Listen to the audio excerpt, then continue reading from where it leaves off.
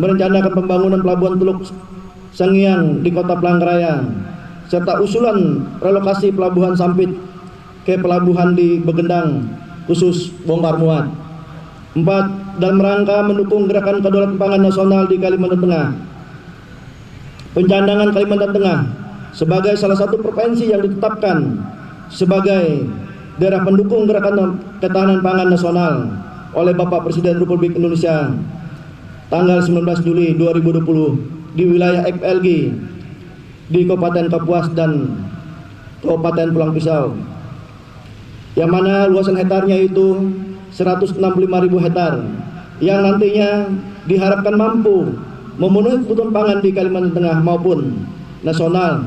Dengan dibukanya lahan sawah ini, selain bisa menjadi peluang kerja baru, juga diharapkan dapat memanfaatkan lahan tidur dan terlantar menjadi lahan terkelola dan terpelihara sehingga dapat mencegah kebakaran hutan dan lahan.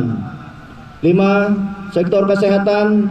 Dalam upaya peningkatan kesehatan masyarakat Kalimantan Tengah, direncanakan pembangunan rumah sakit umum daerah TPA rujukan dan direncanakan penganggaran melalui kerjasama badan usaha.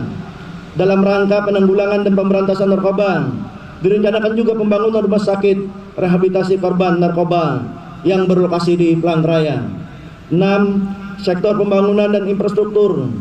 Pembangunan jalan prioritas multi-years kontrak sebesar 2 triliun 50 miliar lebih dalam 5 tahun.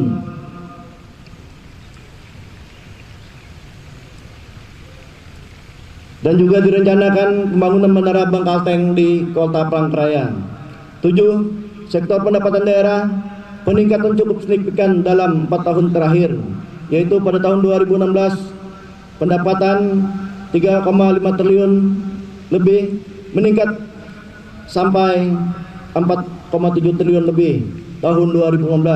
Tahun 2019 sebesar 4 triliun 94 miliar lebih. Kemudian tahun 2020 serapan cukup tinggi dengan total target 4 triliun 59 miliar lebih. Sudah tercapai 1,1 triliun 56 miliar lebih atau 33,90% dari target yang ditetapkan. 8. Laporan hasil pemeriksaan BPK RI, Pemerintah Provinsi Kalimantan Tengah. Penilaian dari BPK RI Perwakilan Kalimantan Tengah meraih predikat opini wajar tanpa pengecualian.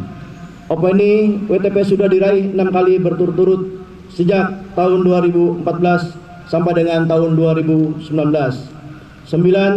Dalam upaya percepatan penanganan bencana non-alam penyebaran COVID-19, pemerintah daerah telah mengalokasikan anggaran untuk penanganan kesehatan, dampak ekonomi, dan jaring penanganan sosial sebesar 1 triliun 400 miliar, terdiri dari pemerintah provinsi 500 miliar lebih,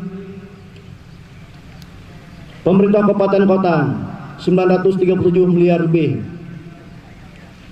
10. Bantuan sosial tunai untuk korban terdampak COVID tahap 1 sebanyak 180.000 KK kepada keluarga penerima manfaat yang tersebar di 14 kabupaten kota sebesar Rp500.000 per KK dengan total nilai 90 miliar lebih. Peserta upacara dan hadirin yang berbahagia, sebelum mengakhiri sambutan ini perlu saya sampaikan dan menjadi perhatian kita bersama.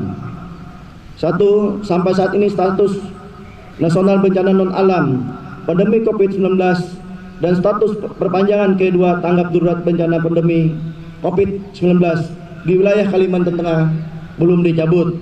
Di sisi lain, kita diharuskan menerapkan tatanan hidup baru yang mempersyaratkan perubahan perilaku untuk tetap menjalankan aktivitas sosial secara normal dan tetap produktif di tengah pandemi COVID-19. Untuk itu, saya minta kepada Bupati Wali Kota se-Kalimantan Tengah agar fokus dalam mengendalikan, mengurangi risiko penyebaran dan munculnya klaster baru pandemi COVID-19. Jangan sampai ada gelombang kedua yang memperlambat kita keluar dari krisis kesehatan dan pemulihan ekonomi, terutama mengurangi jumlah